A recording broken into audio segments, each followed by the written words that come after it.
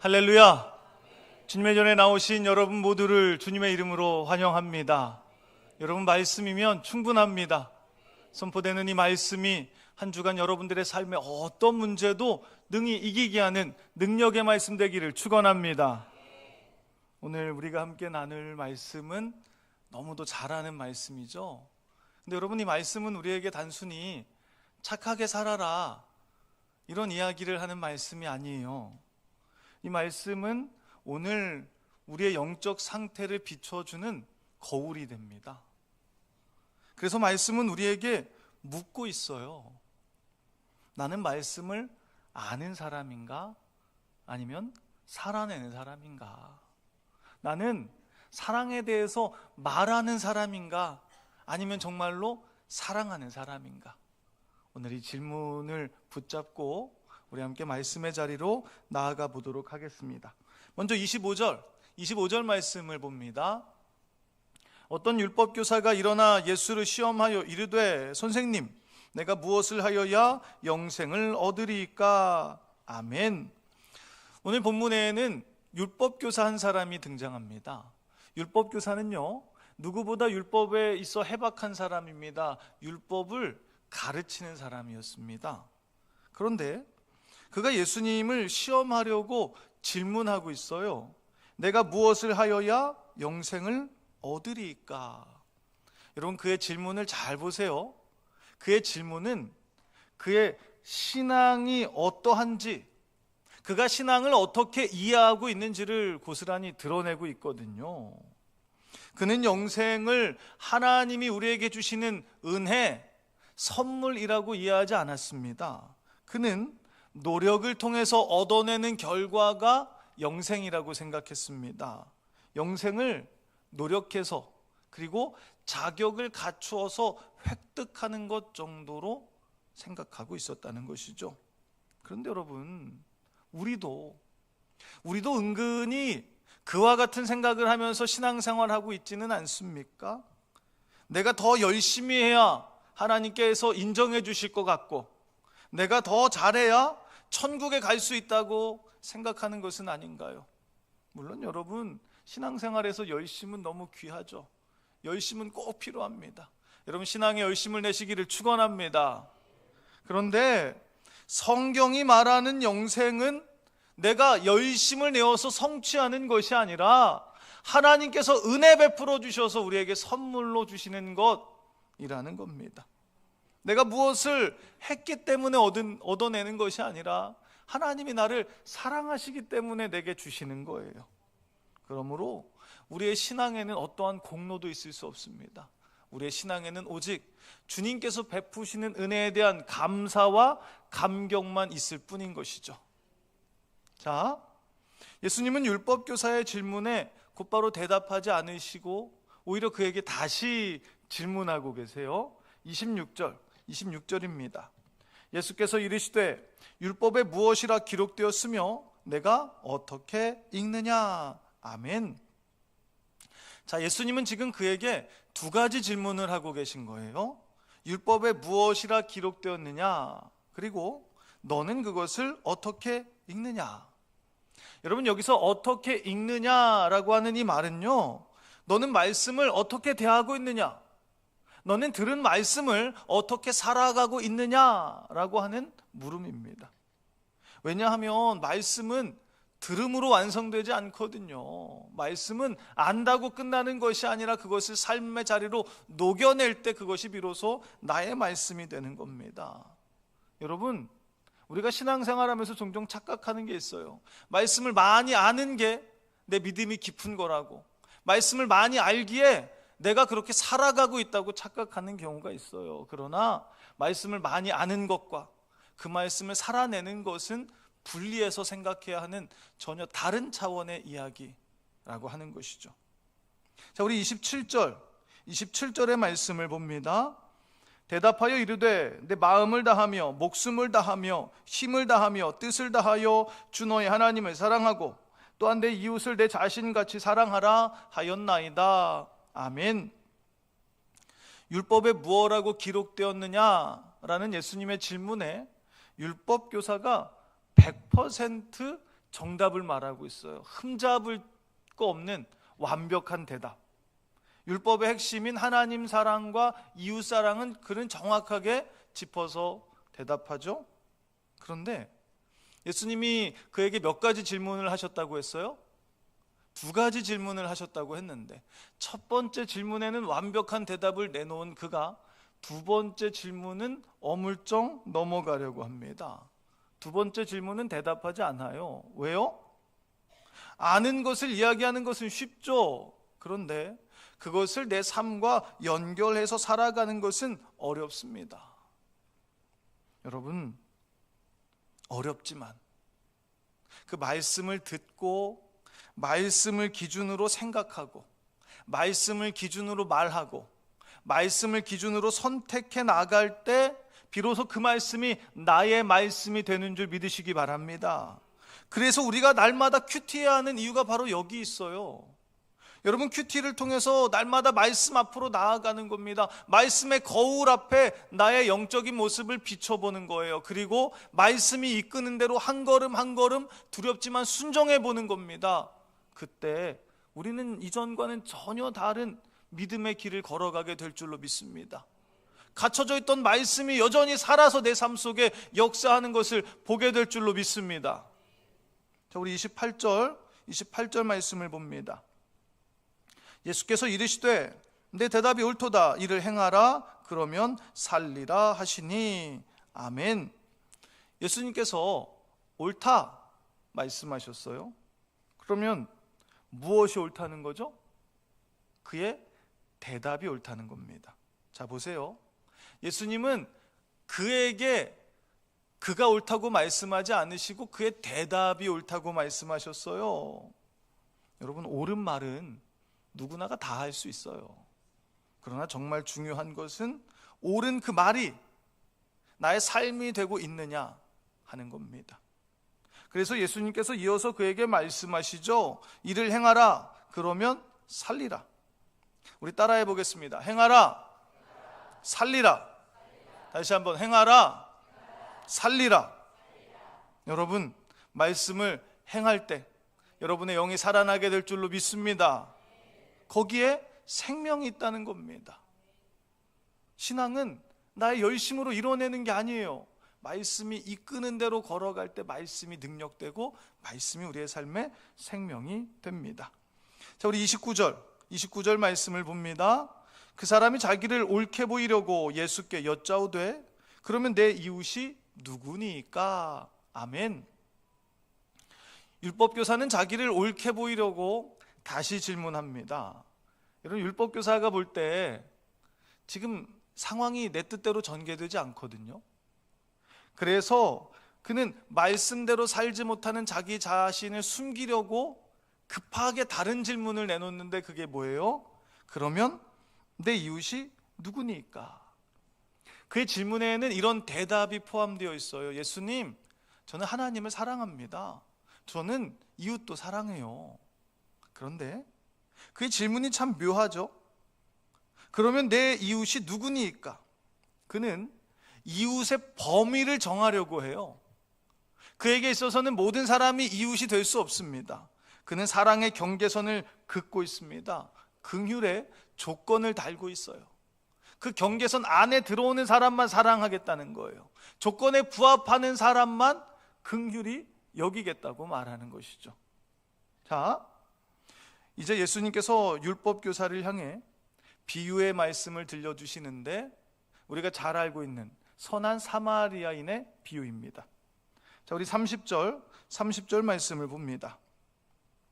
예수께서 대답하여 이르시되 어떤 사람이 예루살렘에서 여리고로 내려가다가 강도를 만나매 강도들이 그 옷을 벗기고 때려 거의 죽은 것을 버리고 갔더라. 아멘.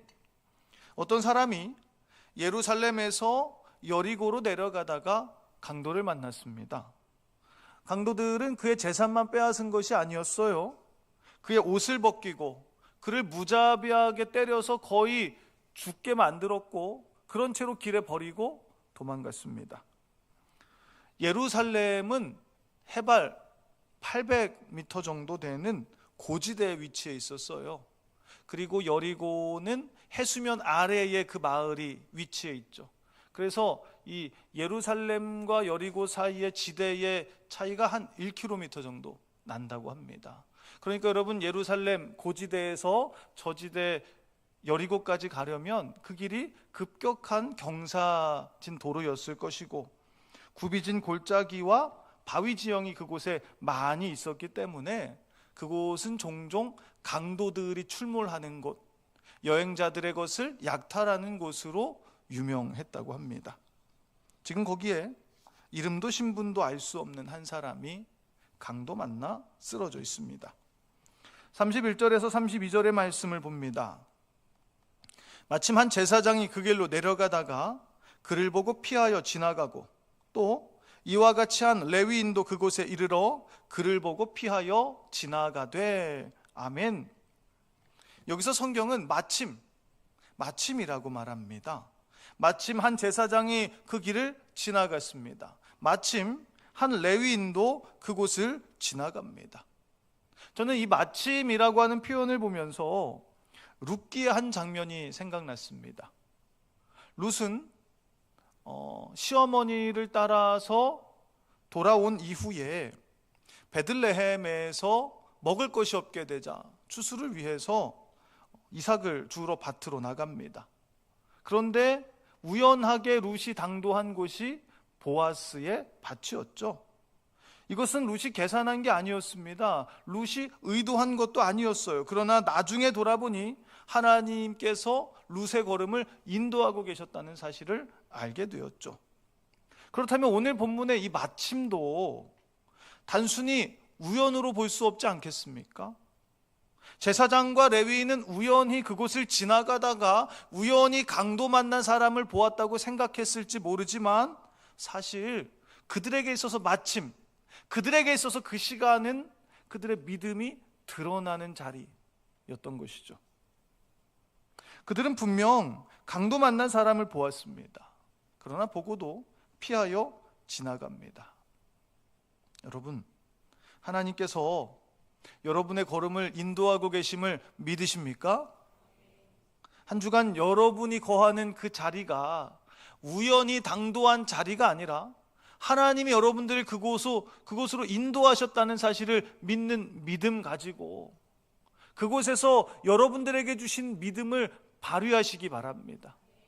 우연히 주어졌다고 생각하면 우리도 제사장처럼 스쳐 지나갈지 몰라요. 우연히 그곳에 당도했다고 생각하면 우리도 레위인처럼 못 본 채 떠나갈지 모릅니다. 하지만 하나님이 나를 인도하셔서 그를 만나게 하셨고, 하나님이 나를 인도하셔서 그 자리에 서게 하셨다는 믿음을 가지게 된다면 우리의 고백이 달라진다는 거예요. 우리의 태도가 달라진다는 겁니다. 우리의 행실이 달라진다는 것이죠. 저는 사실 그동안 이 말씀을 이런 시선으로 묵상해 왔어요. 그들에게도 나름대로의 사정이 있었겠지. 여러분, 제사장과 레위인은 성전에서 제사를 맡아서 담당하는 사람들이잖아요. 율법에 따르면 죽은 사람의 시체는 부정하기 때문에 죽은 사람의 시체를 만지게 되면 이들은 성전에서 제사하는 일들을 감당할 수 없게 되었어요. 저는 이 말씀을 묵상하면서 그런 생각을 했던 것 같아요. 내가 만약에 주일 예배를 드리러 가는데 내 앞에 위급한 사람이 있으면 나는 어떻게 할까? 여러분, 어떻게 해야 됩니까?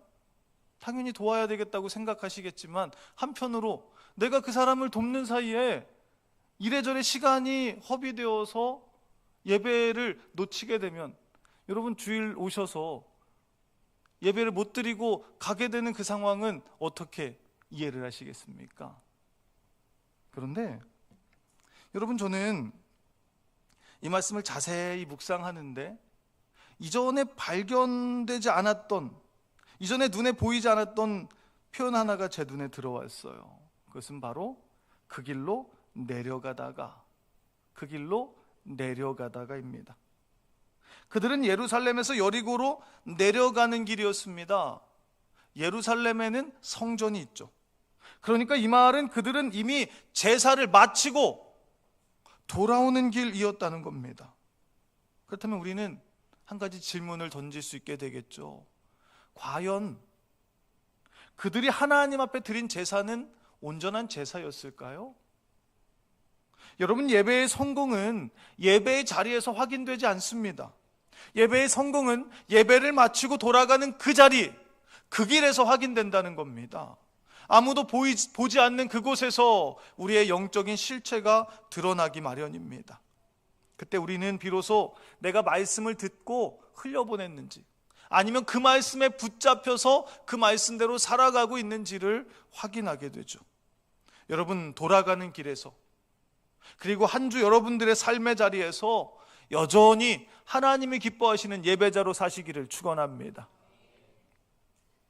자, 여기서 예수님은 누구도 예상하지 못한 한 사람을 등장시키고 계세요. 바로 유대인들이 멸시하는 사마리아 사람입니다. 우리 33절의 말씀을 봅니다.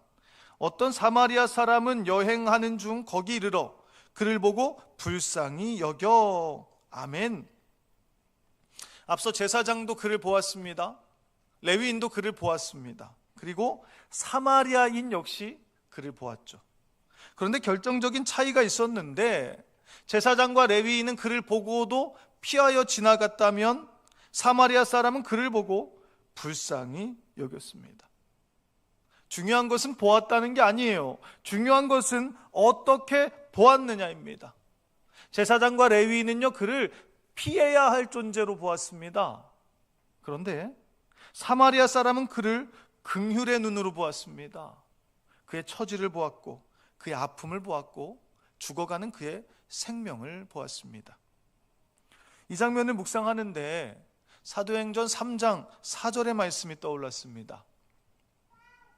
베드로가 요한과 더불어 주목하여 이르되 우리를 보라 하니. 아멘. 베드로와 요한이 기도하러 성전에 올라가고 있는데, 성전 미문에 앉아서 구걸하고 있던 사람이 눈에 들어옵니다. 많은 사람들이 그를 보았지만 못 본 채 그를 피하여 스쳐 지나갔습니다. 그런데 그날 요한과 베드로는 그를 지나치지 않았습니다. 그를 주목하게 되었고 그의 아픔을 보게 되었습니다. 여러분, 여기서부터 사랑이 시작됩니다. 언젠가 한 성도님이 제게 그런 말씀을 하셨어요. 남편이 너무 미웠답니다. 그런데 그런 남편을 위해서 기도하는데 하나님께서 그 마음에 긍휼의 마음을 주시더래요. 그러면서부터 거짓말처럼 미워하던 마음이 사라졌다고 했습니다. 여러분, 남편이 달라진 게 아니에요. 달라진 것은 남편을 바라보는 그 성도님의 눈이었죠. 남편을 긍휼의 눈으로 바라보기 시작했을 때 미움이 사라지고 그 마음에 사랑이 시작되었다고 했습니다. 오늘 예배하는 여러분들에게도 이 긍휼의 시선이 회복되기를 축원합니다. 우리 34절 말씀을 봅니다. 가까이 가서 기름과 포도주를 그 상처에 붓고 싸매고 자기 짐승에 태워 주막으로 데리고 가서 돌보아 주니라. 아멘. 자, 사마리아 사람에게는 불쌍히 여기는 마음이 있었습니다. 그 불쌍히 여기는 마음은 그를 강도 만난 자에게로 가까이 가게 했습니다. 무엇을 이야기하는 걸까요? 긍휼의 마음은 우리의 발걸음을 움직이게 한다는 거예요. 그는 가까이 갔고, 가까이 가니까 그의 상처가 보입니다. 가까이 가니까 그에게 무엇이 필요한지가 보입니다. 그래서 그는 기름과 포도주를 그 상처에 부어주었고, 상처를 싸매어 주었고, 자기 짐승에 태워 주막으로 데리고 가서 그를 돌보아 주었습니다. 그는 여러 방식으로 강도 만난 사람을 도와주었습니다. 근데 여러분, 우리가 여기서 주목해야 할 대목이 있습니다. 자세히 보세요. 그가 사용한 것들은 모두 이미 그가 가지고 있는 것들이라는 겁니다. 필요해서 어디 가서 사온 게 아니라 그가 이미 가지고 있는 것들로 그는 그를 섬겼습니다. 우리는 누군가를 도와야 한다고 생각할 때 막연하게 생각하는 경향을 가지는 것 같아요. 나는 가진 것이 없어서 돕지 못합니다. 나는 여유가 없어서 돕는 것이 어렵습니다. 나는 능력이 부족해서 누군가에게 도움이 되지 않습니다. 어때요? 우리에게는 누군가를 돕지 않을 수만 가지의 핑계가 있습니다. 그러나 사마리아 사람에게는 그를 살려야 한다는 한 가지 이유만 있을 뿐입니다. 그를 살려야 한다는 생각으로 그는 사랑을 실천하죠. 내 시간을 들이고 내 힘을 쓰고 내 물질을 들여서 강도 만난 자를 돕습니다. 여러분, 돈이 없으십니까? 그래서 돕지 못하십니까? 괜찮습니다. 앞서 보았던 베드로와 요한도 돈이 없었습니다. 그때 그들은 무엇라고 고백하나요? 사도행전 3장 6절의 말씀을 보십시오. 베드로가 이르되 은과 금은 내게 없거니와 내게 있는 이것을 내게 주노니 나사렛 예수 그리스도의 이름으로 일어나 걸으라 하고. 아멘. 사랑은요, 나에게 없는 것을 억지로 만들어내서 누군가에게 전해주는 게 아닙니다. 사랑은 지금 내게 있는 것, 그것을 가지고 지금 내 앞에 있는 그 사람에게 나눠주는 겁니다. 사마리아 사람에게는 상처를 싸매줄 수 있는 기름과 포도주가 있었고, 베드로와 요한에게는 예수 그리스도의 이름이 있었습니다. 그렇다면 오늘 여러분들에게 있는 것은 무엇입니까? 작은 시간일 수도 있고 따뜻한 말 한마디가 될 수도 있습니다. 누군가를 위해서 기도하는 마음일 수도 있고 조용히 그의 곁에서 품어 안아주는 따뜻한 손길일 수도 있습니다.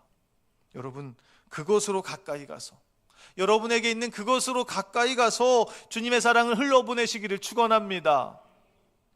우리 35절 말씀을 봅니다.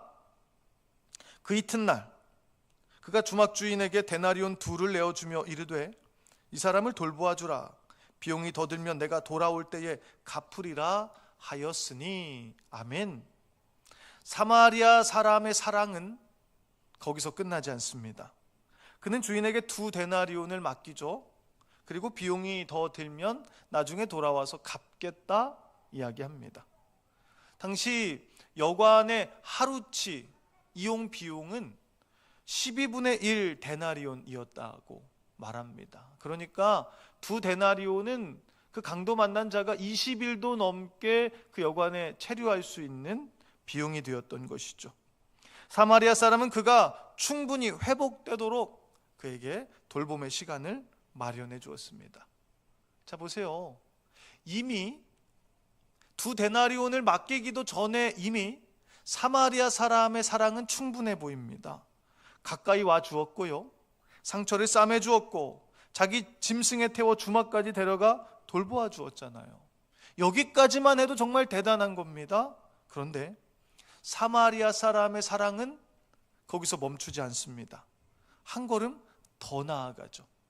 회복 이후에 모든 비용까지도 자기가 책임지겠다고, 더 필요하면 그것까지도 갚겠다고 말합니다. 여러분, 내가 할 만큼 했다고 생각되는 그 자리에서 한 걸음 더 나아가는 사랑을 실천할 때 그 사랑이 누군가에게는 평생 잊지 못할 만큼의 감동이 된다는 사실을 기억하시기 바랍니다. 여러분이 할 수 있는 최선에서 한 걸음 더 나아가는 거예요. 그것이 누군가에게는 위로가 되고 그것이 누군가에게는 다시 일어설 힘이 된다는 사실을 기억하시기 바랍니다. 우리 36절의 말씀을 봅니다. 내 생각에는 이 세 사람 중에 누가 강도 만난 자의 이웃이 되겠느냐. 아멘. 자, 여러분, 비유를 말씀하신 예수님께서 또다시 율법교사에게 물으세요. 이 세 사람 중에 누가 강도 만난 자의 이웃이 되겠느냐. 우리는 여기서 예수님의 질문을 잘 보아야 하는데요, 처음에 율법교사가 예수님께 무엇라고 질문했습니까? 내 이웃이 누구입니까? 그런데 예수님은 그의 질문을 완전히 뒤집어 놓으셨어요. 누가 강도 만난 자의 이웃이 되겠느냐. 이 율법교사는요, 자기를 중심으로 생각했습니다. 내가 사랑해야 할 사람은 누구까지입니까? 내가 어디까지 사랑하면 됩니까? 라고 물었는데 주님은 그에게 전혀 다른 질문을 하고 계시죠. 너는 누군가의 이웃이 되어주고 있느냐? 너는 강도 만난 자의 이웃으로 살아가고 있느냐? 예수님의 이 물음은 오늘 우리를 향하고 있습니다. 내 이웃이 누구냐고 묻기 전에 내가 누군가의 이웃으로 살아가고 있는지를 주님은 먼저 확인해 보라고 말씀하시는 거예요. 자, 그러면 누가 강도 만난 자의 이웃입니까? 이건 대답은 분명하잖아요. 제사장도 레위인도 아니고 바로 사마리아인이 강도 만난 자의 이웃이죠. 그런데 이 율법교사의 대답이 참 흥미롭습니다. 우리 37절 말씀을 봅니다. 이르되 자비를 베푼 자니이다. 예수께서 이르시되 가서 너도 이와 같이 하라 하시니라. 아멘. 사마리아인이라고 자존심이 상해서 차마 말을 못하고 뭐라고 말합니까? 자비를 베푼 자입니다 라고 이야기를 합니다. 그때 주님께서 말씀하시죠. 가서 너도 이와 같이 하라. 이 말씀은 오늘 우리를 향한 주님의 음성입니다. 주님은 우리가 누군가의 선한 사마리아 사람이 되기를 원하십니다. 그런데 여러분, 사랑은요 단순한 의지로 되는 게 아닙니다. 결심한다고 되지 않아요. 이제부터 사랑한다고 마음 먹는다고 저절로 사랑이 내 안에 샘솟는 게 아니라는 겁니다. 사랑하려면 먼저 우리가 주님의 사랑 안에 거해야 합니다. 요한일서 4장 19절의 말씀을 볼까요? 우리가 사랑함은 그가 먼저 우리를 사랑하셨습니다. 아멘. 여러분, 우리에게는 사랑이 없어요. 근데 어떻게 우리가 사랑할 수 있습니까? 그가 먼저 우리를 사랑하셨기 때문에, 주님의 십자가 사랑의 은혜가 우리 가운데 부어졌기 때문에 우리가 사랑하는 겁니다. 사마리아 사람의 사랑이 얼마나 대단해 보입니까? 강도 만난 자를 품으며 끝까지 사랑하잖아요. 그런데 사마리아 사람이 그렇게 사랑할 수 있는 이유는 하나, 그가 주님으로부터 그런 사랑을 받았기 때문입니다. 요한복음 13장 1절의 말씀을 볼까요? 유월절 전에 예수께서 자기가 세상을 떠나 아버지께로 돌아가실 때가 이른 줄 아시고 세상에 있는 자기 사람들을 사랑하시되 끝까지 사랑하시니라. 아멘. 주님께서 먼저 우리를 끝까지 사랑하셨다는 겁니다. 사랑하는 성도 여러분, 우리는 이 비유를 읽을 때 자꾸만 이렇게 생각합니다. 나는 제사장인가? 아니면 레위인인가? 아니면 사마리아 사람인가? 물론 그 질문도 필요합니다. 그러나 그보다 먼저 기억해야 할 사실이 하나 있습니다. 사실 우리는 모두 강도 만난 자와 같은 인생들이었다는 겁니다. 죄로 인해 쓰러져 있었고 스스로를 구원할 힘이 없었고 아무것도 할 수 없는 자리에서 죽어가던 존재들이었습니다. 그런데 주님께서 그런 우리를 불쌍히 여기셔서 우리를 피해가지 않으시고 우리 곁으로 가까이 오셨습니다. 우리의 상처를 싸매시기 위해서 주님은 물과 피를 흘리셨고 우리를 살리기 위해서 십자가에 지셨습니다. 사마리아 사람은 2데나리온을 여관 주인에게 맡겼다면 예수님은 우리를 위해서 자신의 생명을 하나님 아버지께 맡겨드리셨습니다. 우리가 사랑할 수 있는 이유는 바로 여기에 있다는 겁니다. 우리가 먼저 주님으로부터 엄청난 사랑을 받았기 때문에 우리는 사랑해야 하는 겁니다. 강도 만난 사람이 사마리아 사람을 만나지 못했다면 그는 아마 그곳에서 죽게 되었을 겁니다. 강도 만난 사람이 사마리아 사람의 도움을 받지 못하고 살 수 없었던 것처럼 이 땅에는 예수님의 도움을 받지 않고 살 수 있는 존재는 아무도 없습니다. 사람들은 잘 될 때는 예수님이 필요 없는 것처럼 살아요.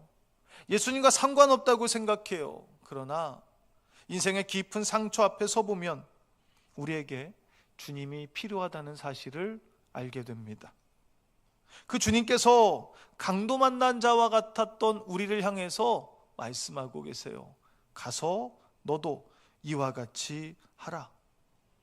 여러분, 주님의 이 부르심, 은혜 받은 자에게 주시는 주님의 이 부르심에 순종하시기를 축복합니다.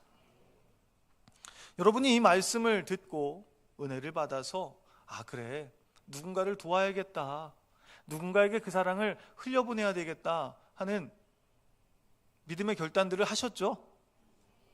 그런데 딱히 도와야 할 대상이 보이지 않을 수 있습니다. 아무리 봐도 내 주변에 강도 만난 자는 안 보여요.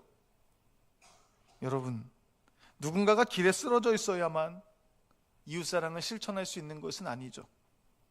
때로는 누군가의 말 한마디를 조금 더 깊이 들어주는 것도 이웃사랑입니다. 불쾌하게 느껴지는 말을 바로 감정으로 받지 않고 판단하지 않고 그 사람의 마음을 한 번 더 들여다보는 것도 긍휼입니다. 얼마 전에 한 아나운서의 이야기를 들었습니다.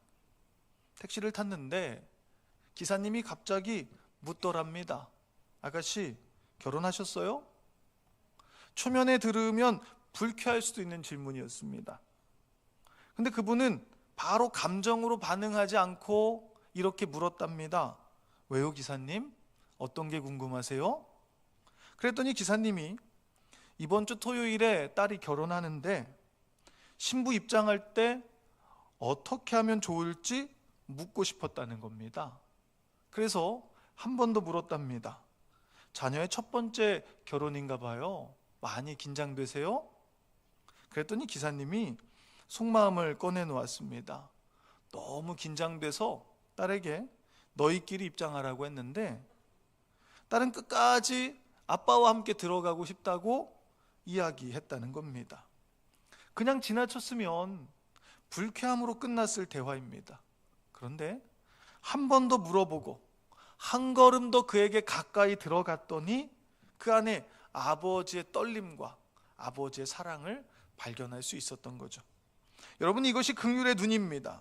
이웃사랑은 거창한 데서부터 시작되지 않습니다. 내 앞에 있는 사람을 조금 더 깊이 바라보는 것, 그 사람의 말 뒤에 있는 마음을 헤아려 주는 것, 거기서부터 이웃사랑이 시작된다는 것이죠. 말씀을 묵상하면서 그런 생각을 해봤어요. 이 예수님과 대화를 주고받았던 율법교사는 이후에 어떤 삶을 살았을까? 여전히 자기 의를 붙잡고 살았을까? 아니면 주님의 말씀에 감화되어서 변화된 인생을 살았을까? 어떻게 살았을까요? 우리는 알 수 없습니다. 그러나 우리가 알 수 있는 것이 하나 있어요. 이 말씀을 들은 우리가 앞으로 어떻게 살아가는지 우리는 곧 우리의 삶을 통해서 확인하게 될 겁니다. 여러분이 이 말씀 이후에 어떤 삶을 살아가시겠습니까? 주님께서 우리에게 말씀하십니다. 가서 너도 이와 같이 하라.